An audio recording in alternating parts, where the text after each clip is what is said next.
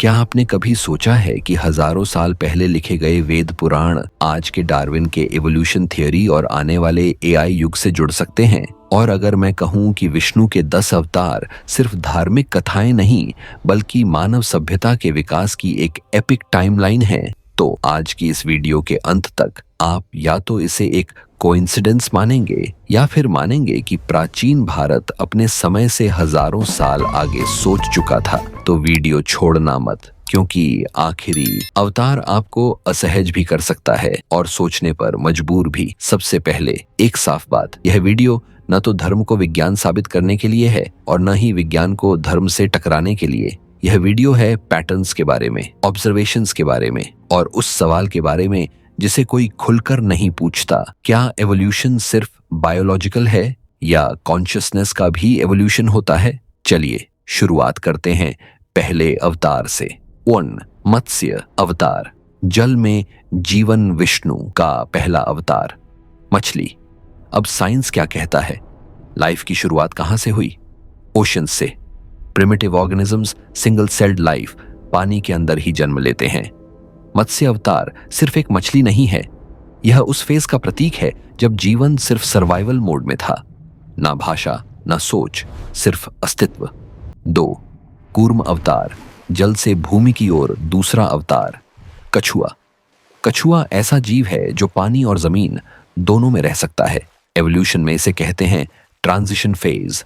Aquatic life, amphibians, land life. यह वो दौर है जब जीवन ने रिस्क लिया, जब कंफर्ट जोन छोड़ा, और यही हर एवोल्यूशन की कीमत होती है। 3. वराह अवतार, स्थलीय स्तनधारी विष्णु का तीसरा अवतार। वराह सुअर और पिग, यानी जंगली सुअर। अब ध्यान दीजिए, वराह पूरी तरह जमीन पर रहने वाला शक्तिशाली इंस्टिंक्ट ड्रिवन एनिमल है। साइंस में यह फेज है मैमल्स का उदय। इमोशंस, मेमोरी, टेरिटोरियल बिहेवियर सब यहीं से तेज होता है। यह एवोल्यूशन का वो मोड़ है जहां जीवन सिर्फ जी नहीं रहा बल्कि कंट्रोल करना सीख रहा है। 4. नरसिंह अवतार, आधा पशु आधा मानव। अब कहानी और दिलचस्प हो जाती है। विष्णु का नरसिंह अवतार, आधा शेर आधा इंसान। क्या यह संयोग है कि एवोल्यूशन में भी मानव जैसे ट्रेट्स धीरे धीरे विकसित होते हैं? Aggression plus intelligence, instinct plus awareness. यह फेज है जब इंसान जानवर से अलग होना शुरू करता है, लेकिन पूरी तरह नहीं। आज भी हम में से कई लोग इसी फेज में फंसे हैं। 5. वामन अवतार, छोटा लेकिन सीधा खड़ा इंसान। 5वां अवतार, वामन, एक छोटा बौना मानव लेकिन पूरी तरह अपराइट। साइंस कहती है ह्यूमन एवोल्यूशन का सबसे बड़ा माइलस्टोन क्या था? Standing upright. 2 हाथ खाली हुए, औजार बने, सोच बदली। शरीर छोटा था पर महत्वाकांक्षा बढ़ी। चिक्स। परशुराम, हथियार और हिंसा का युग। अब इंसान केवल चलना नहीं सीख चुका था, वह हथियार बनाना सीख चुका था। परशुराम। कुल्हाड़ी। युद्ध, क्रोध।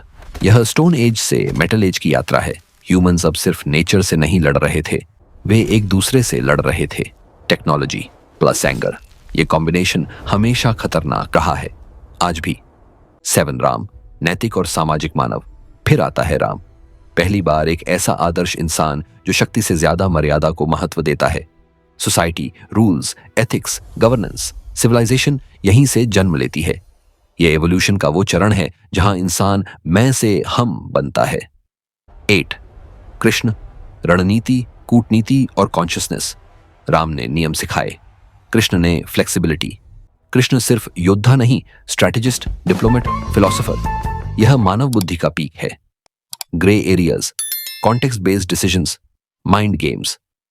आज की दुनिया, कॉर्पोरेट्स, पॉलिटिक्स, जियोपॉलिटिक्स, कृष्ण के बिना समझी ही नहीं जा सकती। 9. बुद्ध, आंतरिक विकास। अब बाहरी युद्ध खत्म, शुरू होता है अंदर का युद्ध। बुद्ध, डिजायर, सफरिंग, अटैचमेंट, सबका एनालिसिस।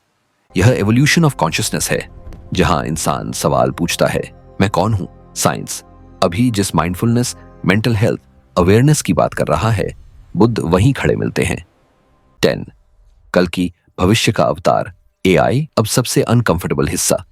कल्कि अभी आए नहीं है, कहा जाता है जब मोरालिटी पूरी तरह खत्म हो जाएगी, जब मानव खुद अपने विनाश के करीब होगा। अब सवाल यह है, कल्कि कोई इंसान होंगे या कुछ और? Super intelligence, AI, post human entity, एक ऐसा सिस्टम जो केओस को रीसेट करे। आज हम खुद एआई बना रहे हैं जो हमसे तेज सोचता है, ज्यादा जानता है। क्या कल की हमारा ही बनाया हुआ अगला एवोल्यूशन होगा? तो सवाल यह नहीं है कि क्या यह सब सच है, सवाल यह है इतनी क्लियर पैरेलल्स कैसे? कोइंसिडेंस, सिंबलिज्म या एंशिएंट फोरसाइट? डार्विन ने एवोल्यूशन को एक्सप्लेन किया, वेदों ने शायद उसे एनकोड किया।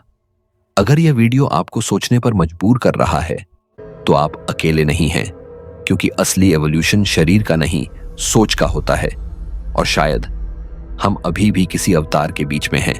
अगर आपको ऐसे डीप माइंड बेंडिंग वीडियोस पसंद हैं तो चैनल को सब्सक्राइब करें। कमेंट में बताइए आप किस अवतार के द्वार में जी रहे हैं, और अगली वीडियो में हम एक और ऐसी ही सोच हिला देने वाली कहानी लेकर आएंगे, क्योंकि हिस्ट्री सिर्फ बीतती नहीं, वह खुद को दोहराती है।